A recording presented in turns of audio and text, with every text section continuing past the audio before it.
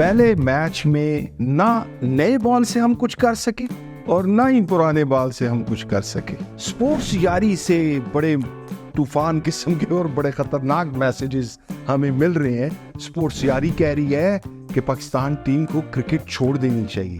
Sports यारी ये कह रहे हैं कि पाकिस्तान को क्रिकेट खेलनी नहीं आती। राशिद लतीफ़ की बात करें कि पाकिस्तान टीम कोई जो वो हार रही है वो कोई अनहोनी नहीं कर रही, बल्कि उनकी जो ब्रैकेट है वो है ही सेकंड पे आने वाली टीमों के हवाले से है। बिस्मिल्लाहिर्रहमानिर्रहीम, क्रिकेट यारी के साथ हाजिर हैं आपकी खिदमत में। मैं हूं माजिद अली शाह और मेरे साथ होंगे राजा जाहिद।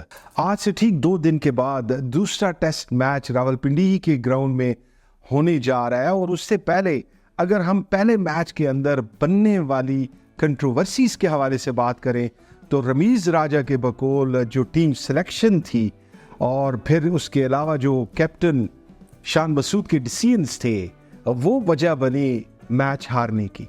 और अगर हम एक और कंट्रोवर्सी की तरफ जाएं तो हम देखते हैं कि शाकिबुल हसन का जो थ्रो था, जो रिजवान को उन्होंने मारने की कोशिश की थी, उसके वजह से भी उनके ऊपर कुछ जुर्माना भी हुआ और डीमेरिट पॉइंट्स मिले बांग्लादेश को।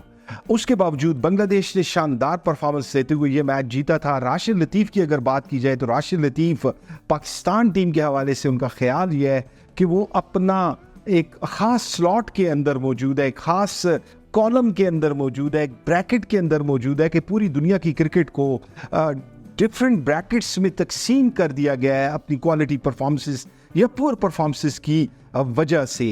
पाकिस्तान टीम अपनी जो लास्ट 9 मैचेस खेली है, 9 मैचेस में से 5 मैचेस पाकिस्तान ने लूज़ किए हैं और 4 मैचेस जो हुए हैं वो ड्रॉ हुए हैं। तो एक पुअर परफॉर्मेंसेस पाकिस्तान टीम अभी तक दिखा पा रही है। और जब हम राशिद लतीफ़ की बात करें कि पाकिस्तान टीम कोई जो वो हार रही है वो कोई अनहोनी नहीं कर रही, बल्कि उनकी जो ब्रैकेट है वो है ही सेकंड पे आने वाली टीमों के हवाले से है। टॉप की टीम्स अलग हो चुकी हैं, सेकंड स्लॉट के अंदर जो टीम्स हैं वो अलग हो चुकी हैं। और राशिद लतीफ़ जो कहते हैं कि इसकी वजह उनके जो बोर्ड्स हैं, उनकी जो मैनेजमेंट है, उनका जो कोचिंग स्टाफ है, उसकी क्रिएटिव थिंकिंग और साइंटिफिक बुनियादों पे अपनी टीम्स को इस्तेवार करने की वजह से वो टीम इस वक्त टॉप पे है। और पाकिस्तान टीम जो परफॉर्म कर रही है वो इसी तरह परफॉर्म करने के चांसेस है सेकंड मैच के अंदर भी। हम इससे पहले कि अपनी राय का इजहार करें, मैं आपको बताता चला जाऊं कि ये जो एपिसोड है इसमें हम रीकैप करेंगे पहले मैच को, फिर हम जानने की कोशिश करेंगे कि वो क्या रीजंस थे जिनकी वजह से पाकिस्तान ने अपना पहला टेस्ट लूज किया, और फिर आखिर में हम चाहेंगे कि आप भी हमें बताएं कि वो रीजंस क्या थे जिनकी वजह से पाकिस्तान ने अपना टेस्ट लूज किया और अब क्या करे पाकिस्तान के सेकंड टेस्ट पाकिस्तान बांग्लादेश से जीत पाए। जी जाहिद, आप बताइए, रीकैप कीजिए फर्स्ट मैच को हमारे लिए। जी बिल्कुल, फर्स्ट टेस्ट की बात की जाए तो डे 1 पे बांग्लादेश ने जो एक बारिश की वजह से डिलेड स्टार्ट था उसमें टॉस जीतने के बाद बहुत ही इंपॉर्टेंट डिसीजन लिया पहले बॉलिंग करने का।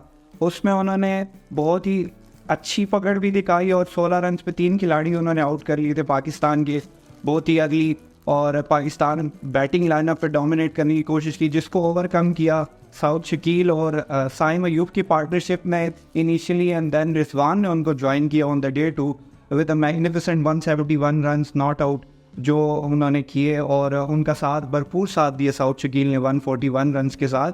पाकिस्तान ने अपनी पहली इनिंग्स डिक्लेयर करने का फैसला किया सेकंड डे की लास्ट सेशन में, जहाँ पे उन्होंने 448 रन्स 6 खिलाड़ी आउट पे अपनी इनिंग्स डिक्लेयर की।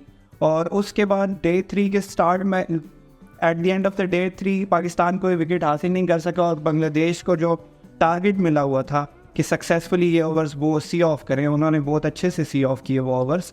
डे 3 के स्टार्ट से ही बांग्लादेशी टीम ने, उनके ओपनर्स ने पाकिस्तानी बॉलर्स को स्लोली डोमिनेट करना शुरू किया और एक्सपोज किया, जिसके बारे में आप बात कर रहे थे, पाकिस्तानी बॉलिंग लाइनअप को, और एक बहुत बड़ा टोटल खड़ा किया 565 रन्स का। 117 रन्स की लीड ली बांग्लादेश ने।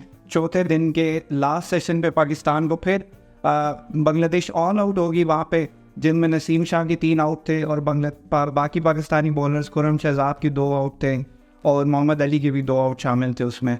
उसके बाद जब पाकिस्तान को बैटिंग दी गई on the day fourth last session, जाते जाते उन्होंने साइम अयूब का भी शिकार किया और पाकिस्तान ने वो डे एक विकेट एंड पे वो डे इख्तिताम हुआ। 23 रन थे उस वक्त जब साइम अयूब आउट हुए। जी on the last day Pakistan again collapse किया, जिसकी वजह से पूरी पाकिस्तान क्रिकेट के फैंस और पाकिस्तान क्रिकेट मायूसी का शिकार है। जिन चीज़ों के बारे में बात हो रही थी, the world cup drought, Asia cup and जो सारा रन पाकिस्तान का कंटिन्यू था, जिस तरह आपने मेंशन किया कि 9 टेस्ट मैचेस में से पाकिस्तान 5 हारा है और 4 ड्रॉ हुए हैं, उसी को कंटिन्यू किया और बांग्लादेश ने एक हिस्ट्री क्रिएट की और फर्स्ट टाइम हिस्ट्री में बांग्लादेश ने पाकिस्तान को डिफीट किया। जी जाहिद, बड़ी इंटरेस्टिंग बात यह है कि रमीज़ राजा कह रहे हैं कि एशिया कप से ही पाकिस्तान की जो फास्ट बॉलिंग थी वो सामने आना शुरू हो गई, कि उसके अंदर वो जो शार्पनेस थी, वो जो कटिंग एज उनके पास मौजूद था, जो पाकिस्तान को हमेशा फास्ट बॉलर्स ने जितवाया था, वो एक्सपोज हो गया कि अब पाकिस्तान की बॉलिंग में वो जान नहीं है। तो हम देखते हैं कि पाकिस्तान की जो सिलेक्शन से हट के जब एक टीम सेलेक्ट हो गई, एक 11 साइड डिसाइड हो गई, तो उसमें बड़े बड़े नाम ज़रूर मौजूद थे, लेकिन वो परफॉर्म नहीं कर सकी, वो मैच विनिंग स्पेल हमें देखने को नहीं मिला जो पाकिस्तान की शान हुआ करता था। बिल्कुल ऐसा ही है। जो डिसीजन देखा जाए 448 रन का 6 खिलाड़ी आउट पर डिक्लेयर करना, वो एक कॉन्फिडेंट डिसीजन नज़र आ रहा था कि हम बांग्लादेश को अर्ली आउट करके सेकंड इनिंग फॉलो ऑन या फिर कुछ लीड के साथ कुछ रन ऐड करके उनको टारगेट दिया जाए और उनका अंडर प्रेशर लाया जाए। उसको बिल्कुल जैसा कि आपने मेंशन किया, पाकिस्तान की बॉलिंग लाइनअप ने बिल्कुल गलत साबित कर दिया और वो बिल्कुल भी रिदम बरकरार ना रख सके। जैसा कि पाकिस्तान की बॉलिंग लाइनअप के बारे में बातें हो रही हैं, एशिया कप से उनका वो स्टार्ट हुआ वो रिदम, और फिर उसके बाद वर्ल्ड कप और अब बांग्लादेश के खिलाफ ये हार, क्योंकि पाकिस्तान ने ऑल पेसर। राजा साहब, तमाम बातों के बावजूद हम सीधे चलते हैं। टॉस हुआ बांग्लादेश और पाकिस्तान के बीच में। अब हमारे पास जो मौजूद रिसोर्सेज थे, हमने उन्हीं को यूज़ करना था। और मैं समझता हूँ, मुझे जो समझ आई है, तमाम छोटी चीज़ों ने मिल के पाकिस्तान की हार में किरदार ज़रूर अदा किया। कहते हैं कि एक मिस्टेक काफ़ी होती है, पाकिस्तान की तरफ से काफ़ी ज़्यादा मिस्टेक्स की गई, लेकिन जब मैच शुरू हो गया तो मैं ये समझता हूँ कि जो सबसे बड़ा ड्रॉबैक था वो प्लानिंग का था, वो टेक्निकल थॉट प्रोसेस का था, वो उस पूरे मैच को एक बड़े कैनवस पे देख सकने की एबिलिटी और फिर उस कैनवस के अंदर शॉर्ट टर्म टारगेट्स का डिसाइड करना और उसकी एग्जीक्यूशन थी। तो मुझे समझ आती है, ठीक है, राशिद लतीफ़ वन ऑफ द ग्रेटेस्ट, मैं समझता हूँ कि एनालिसिस के हवाले से भी और एज ए पर्सन भी हमारे टीचर हैं, हमारे बॉस हैं, उनका जो कहना है कि हम एक स्लॉट के अंदर आ चुके हैं। मैं स्टिल बिलीव करता हूँ कि अगर हम एक शानदार प्लान के साथ उतरे तो कम रिसोर्सेज के साथ भी हम मैच जीतने की एबिलिटी रखते हैं। जहाँ पे टीम सिलेक्शन के हवाले से बात हुई, मैं फिर कहूँगा कि जो भी अवेलेबल था, अगर हम उसको एक प्लान के साथ, एक मास्टर प्लान के साथ, एक टेक्निकल थॉट प्रोसेस के साथ, एग्जीक्यूशन को बेहतर करते हुए अगर हम वो करने में कामयाब हो जाते तो यकीनन हम मैच जीत सकते थे। तो इसका मतलब ये हुआ कि क्रिकेट यारी के प्लेटफॉर्म से जो रीज़न, एक सिंगल रीज़न हम समझते हैं कि at the end of the day जब सब डिसाइड है कि यही 11 साइड है, तो मैं समझता हूँ कि टेक्निकल थॉट प्रोसेस और poor match planning main reason था जिसकी वजह से हम मैच हारे थे।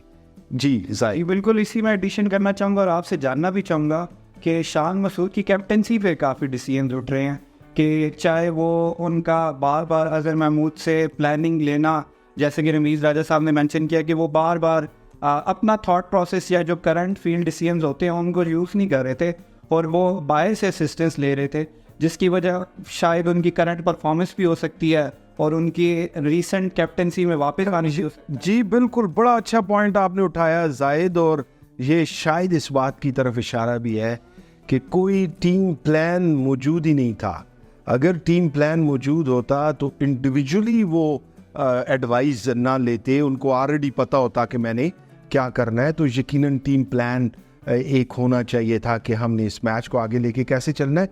स्पोर्ट्स यारी से बड़े तूफान किस्म के और बड़े ख़तरनाक मैसेजेस हमें मिल रहे हैं। स्पोर्ट्स यारी कह रही है कि पाकिस्तान टीम को क्रिकेट छोड़ देनी चाहिए। स्पोर्ट्स यारी ये कह रहे हैं कि पाकिस्तान को क्रिकेट खेलनी नहीं आती। स्पोर्ट्स यारी कह रही है कि अमेरिका में जो हाल हुआ आपका, उसके बाद आप क्रिकेट छोड़ दी। तो क्या कहेंगे जाहिद, स्पोर्ट्स यारी वालों को कोई मैसेज, कोई पैगाम देना चाहेंगे आप? जी बिल्कुल ऐसा ही है। और जब हम हार रहे होते हैं या जब हमारी हक में चीज़ें नहीं जा रही होती तो ऑब्वियसली हर बंदा वो चीज़ें उठाएगा और इन चीज़ों को हाईलाइट करने की कोशिश करेगा, लेकिन इसका हरगिज़ ये मतलब नहीं है कि पाकिस्तानी टीम कमबैक नहीं करेगी। उन्होंने बेशतर औकात में ये कमबैक करके दिखाया और साबित किया कि चैम्पियन टीम है, चाहे वो 2017 की चैम्पियन ट्रॉफी हो, 2009 का वर्ल्ड कप हो।